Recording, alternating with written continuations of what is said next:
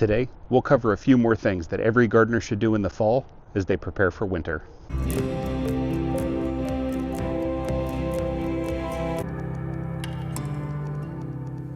From tulips and daffodils to snowdrops and crocuses, allium and dwarf irises, the spring bulb lets you know that winter is ending and the colors of spring are preparing to burst forward. This garden bed that I built a few years back pretty quickly became my allium garden.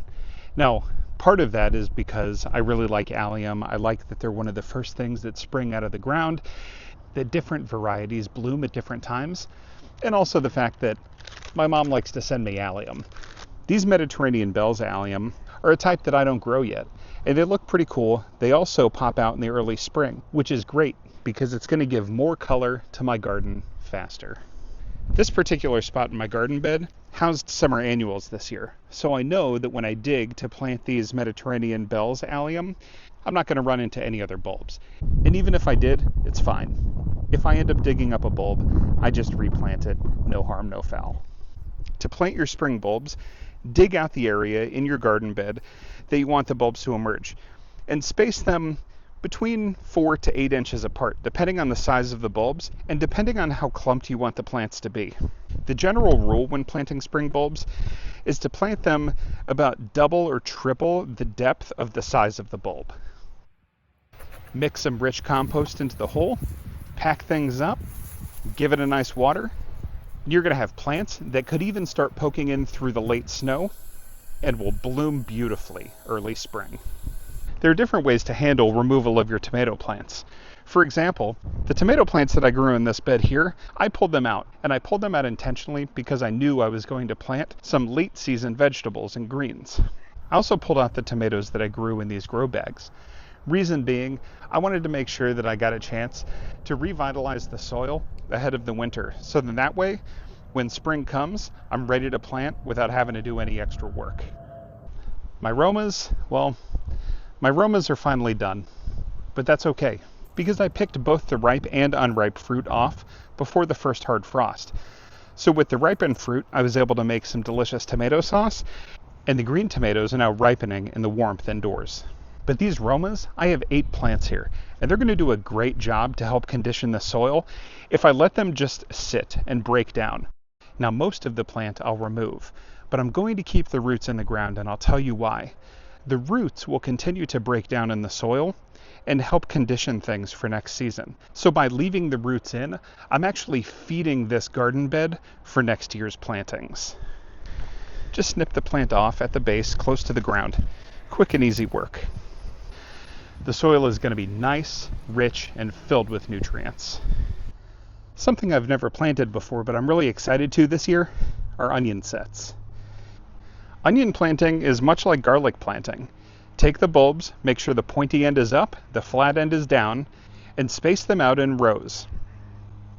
Make sure you don't overcrowd them. Space them about 2 to 3 inches apart in each row.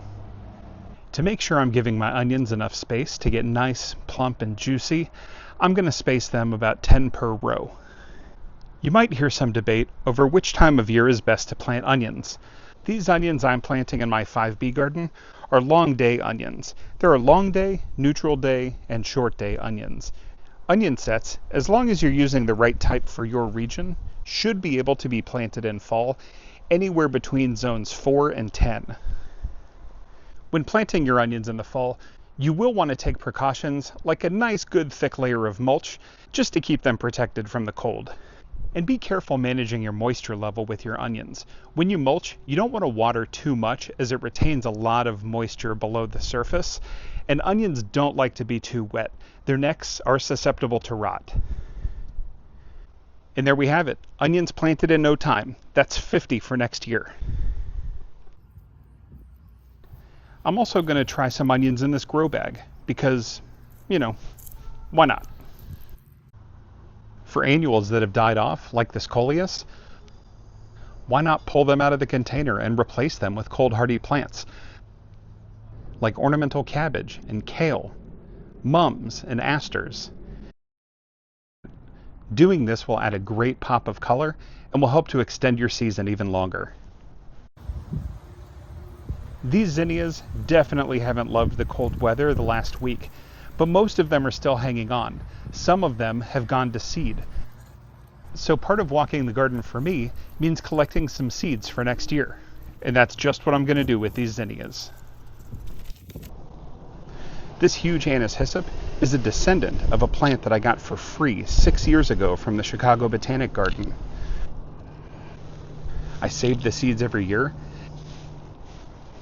and I'm always finding new places to plant this beautiful flower that attracts so many pollinators to my garden. And I won't cut this plant back until early spring. Leaving these up will not only help feed the birds in the winter, but it will also provide a nice, safe haven for next year's pollinators to overwinter.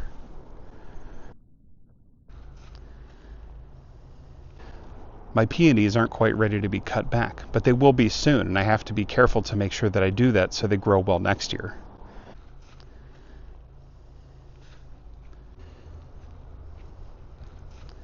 Same goes with my asparagus.